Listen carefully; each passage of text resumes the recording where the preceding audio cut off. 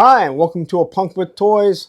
My name is Lawrence, and today I'm going to ask the question, is the Haslab model broke?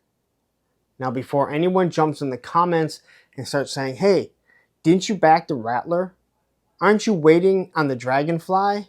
Don't you have a Hiss tank and a Sky Striker right there? Well, the answer is yes. And I'm not saying that I won't back them, or even if I have a problem with it, but I'm here to ask the question, is it broke? Now, it's not just Haslabs. You also look at Mattel Creations. You look at Super 7. These are bigger companies that are making large play sets, large vehicles. And we have to start asking the question and that is it possible where a Hiss tank, a Rattler, a Dragonfly, that if they're scaled down with removing the electronics, taking away some of the figures, maybe taking away some of the features, that you can get them into a package that will sell through Hasbro Pulse, BBTS, Entertainment Earth, through Hella Dope Toys, your local toy stores, different things like this. And then take your Haslab, which you call a dream project, right? These are dream projects, and make them the big things that not everyone can afford, that not everyone has space for. So looking back at the Haslabs, when they say dream project, I honestly look at the sail barge, Star Wars sail barge, and the Razor Crest. Those are dream projects, very large. Same with the Ghost, right? The Transformers Unicron, dream project, right? Very large, not something that Target or Walmart is ever going to hold, and they want to make sure they don't lose their money. You look at the Proton Pack for Ghostbusters and the EK, the Ghost Trap. I get my notes down here. Those make sense. Those are specific people cosplaying that's what they want. And when you start looking back at some of the other stuff, I think Galactus is probably one of them. It's very large. Would people have spent $300 or $350 for that? I don't know. But with the amount of people making vehicles, and that's Valaverse, that is Fist Toys, who's producing their own, Ramen Toys, who is producing all kinds of large vehicles, and even Hasbro, who is giving us a Vamp and a Stinger, which are the same, and smaller vehicles like the Ferret, the Tiger Paw, the Trouble Bubble. The amount of bikes that we get, either through Marvel and or G.I. Joe, the question becomes, is it time to make stuff like the Hiss tank, stuff that size, the Dragonfly, and the Rattler, regular releases? And I'm not saying through Target and through Walmart. And before anyone says, whoa, they have Power Wheels up there, this is different. This is a small segment. Whether you believe it or not, toys for Hasbro, adult collectibles, is a really small part of their budget. They have board games, they have children's toys, infant toys. That's the type of stuff that makes their money. All right? I just want to quickly say that. So, is it time that when Hasbro does a dream project, and let's say it's Marvel, their dream project comes out and what you get is something like the X-Mansion or the Danger Room. Maybe that comes with a smaller Sentinel. The Fantastic Car, which we know would be pretty large. Or the Blackbird, which would be very large, probably too big, because I say that a Night Raven for G.I. Joe would be too big. But let's get to that, G.I. Joe. Maybe it's time that the Haslabs for G.I. Joe is the headquarters, is a Terradrome. I've said before, I think a great Haslab would be a half of a Terradrome where you can push it against the wall, right? Maybe you have a backdrop that comes with it, so it makes it look like it's all there. And you push it against the wall so it doesn't take up as much space. But if you order two, they're made so they can connect together. Right? Ideas. That's yours, Lenny. Tony, everyone that's doing that's yours.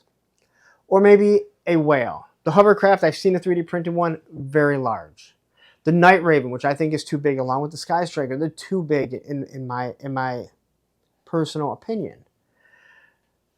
I think for the most part, Star Wars, when they get one right, they do it right. The Ghost, it was huge. Now, I know a lot of people say the Millennium Falcon. That was a little bit of time ago. You know, Star Wars isn't nearly as popular as it was. But that was a very large vehicle that's in the 4-inch scale. I guess you could also use it for 3.75. But there comes a point that what Hasbro's been doing, and any manufacturer, they need to reassess if this is the model they want to continue with. Is it time to change it? You look at Mattel Creations, right? They do a crowdfunder of Eternia. Eternia was huge. I know people say, well, you know what? They put Snake Mountain out and they put Castle Grayskull out. Well, guess what? No one bought those Castle Grayskulls and they were selling for $15. Where Eternia was even bigger, and their question was, hey, are you going to buy it? You look at Super 7 with the Cat Slayer. If you haven't seen the Cat Slayer in person, it was huge, all right? And this is coming from someone who has the USS flag.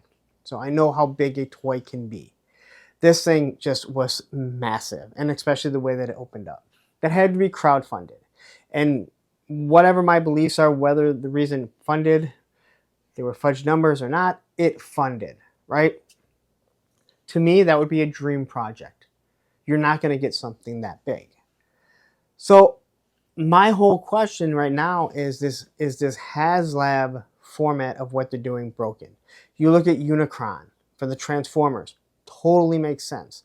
But is this Omega Prime in Deathsaurus? And there's another one too, I forget what it is. They're like $170, $130. Do they need to be crowdfunded? Is that not something that they could do? I mean, they produce Transformers that are more than that to begin with. So why is it these ones have to be crowdfunded? Is it just because, hey, you know what? We know people want this. We know people will back it. So let's just get our money up front first. And this is what we'll give out. And we'll say, hey, you know what? We had a successful one. Is it on the teams or is it on Hasbro in general that's saying, hey, you know what? We need to show a profit with this. Show us that this is sustainable so then we can give you the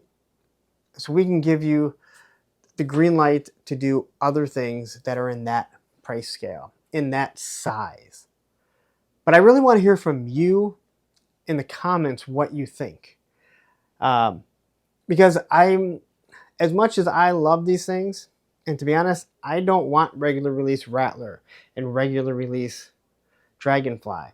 But the more and more I see things that these companies, smaller companies than Hasbro, are starting to push out vehicles that are roughly the same size at a cheaper price point. Haslabs don't lose their value, not really. So don't get mad about that. So I do understand. And also, I don't have a problem paying up front when I know that it's going to come. And that's a whole other story for different Kickstarters, who some you never know if you're going to get. But when it comes to Hasbro, you do know that you're going to get it. So I really want to hear from you and what you guys think, because there have been so many opinions in the past year on these Haslabs. We've seen a lot of them fail. We've seen 2 Star Wars fail in a row. The Reva lightsaber, which was destined to fail from day one, and the Rancor. Now, the Rancor had many problems. 1, not giving you the Rancor Keeper, and 2, 3 Haslabs going on at the same time. I kind of will remove the Ghostbusters because that is a different fan base for the most part.